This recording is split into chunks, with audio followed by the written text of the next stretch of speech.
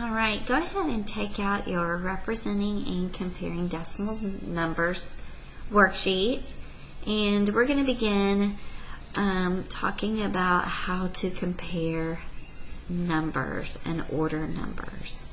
So join with me in writing these two values. Over here we have 1 and 3/10. Looks like my pen is not working. There we go. And on the other side we have 1 and 4/10. Alright. So right now what I need to do is I need to model what 1 and 3/10 looks like. So I'm going to quickly shade that in. I'm going to take my marker and I'm going to outline. So there's 1, and I'm going to quickly just shade that in.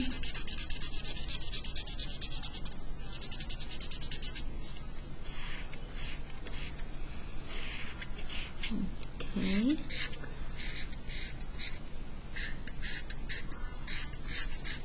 So there's 1, and then I need to go ahead and shade in 3/10 more. So when I look at this model, I see that I have 1, 2, 3, 4, 5, 6, 7, 8, 9, 10 equal pieces, and I need 3 of those tenths. I'm going to shade that in quickly. So there's 1/10, 2/10, and 3/10 right there. Now what I'm going to do is I'm going to go ahead and take my pen and I'm going to go ahead and call this 1. This is my whole number 1. It gets to stand all by itself. And then I have 1/10, 1/10, and 1/10. So that's 3/10 all together. Now I'm going to go over to model 2 and I'm going to represent 1 and 4/10. So again, I'm going to go ahead and outline my hole. So there's my hole. And I'm going to just quickly shade that in.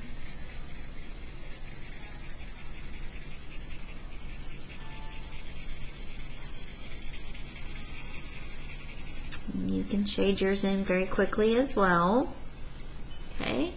And then again, I need to show 4/10. So we have 1/10, 2/10, 3/10, and 4/10. And label those as well. So we have 1/10, 1/10, 1/10, and 1/10. Alright. Now, whenever I'm looking at the two and I'm thinking about comparing them, oftentimes I think about this being a race, like 1 and 3/10 versus 1 and 4/10. And so the next thing that I want to do is I want to think about comparing those amounts. And if I think about putting them on the number line, like I have here, I have we have we're going to go ahead and call this 1 on our number line, and then we're going to go ahead and call this 2 on our number line because that would be the very next hole. And when I think about what is between 1 and 2, I can think about that being half, 1 and 1/2. So I'm going to call this 1 and 5/10 right here.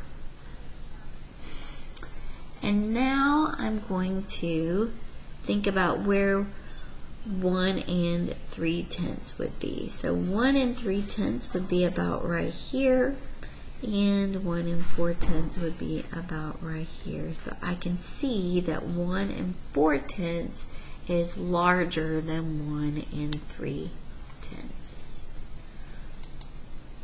Alright, and let me just kind of clear that up. There we go. Alright, and so the next thing I also want to think about is not only can I represent it with a picture and I can look at it on the number line, I could also line up those values.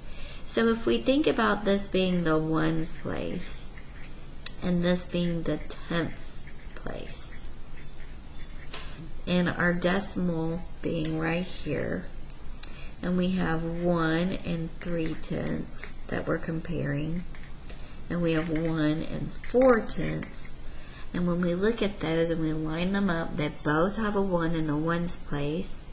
So I would go to the very next place value and I would see that 3/10 is smaller than 4/10.